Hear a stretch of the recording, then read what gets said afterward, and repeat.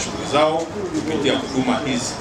Tunazialika kuja kule kwa sababu tunajua kwamba kati ya benki, makampuni na mwananchi shughuli inakwenda sasa. Kwa hiyo mimi nikifika kule nafikiri tutapata mawasiliano.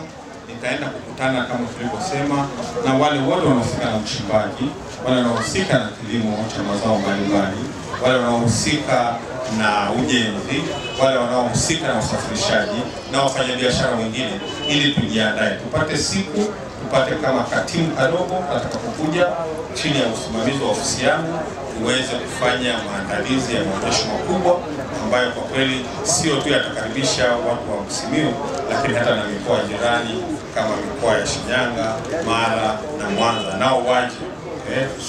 Sio kazi yetu kwenda Mwanza kila siku. Nao Mwanza wafanye nini?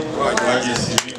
Ili wote tuweze kushirikiana katika kuhakikisha kwamba tunafanya. Lakini nashukuru, niseme la mwisho kabisa.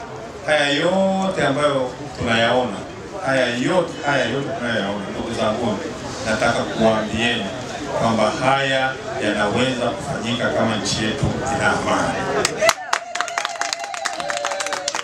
Nje ya amani haya hapa yasingeweza kufanyika. Sina uhakika kama hapa maandalizi haya hapa yangekuwepo tarehe 30, sijui kama kuna mtu anaonekana.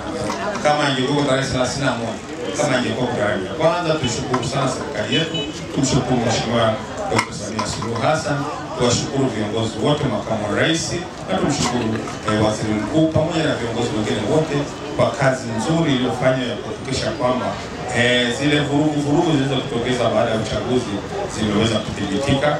Na nichukue nafasi hii vile kuwaomba, kuwasihi wananchi kwamba tujue hali iliyopita kwa hakika sisi tusingependa yarudi tena. Njia pamoja na viongozi wake kwamba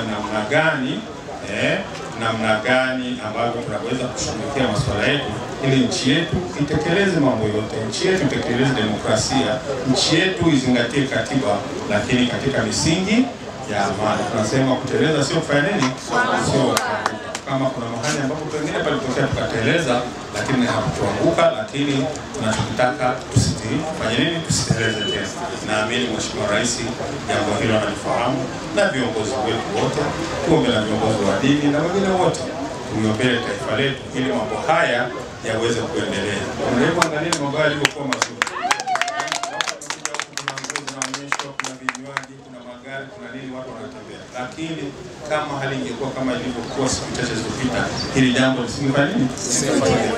Kwa hiyo tushukuru sana, lakini zaidi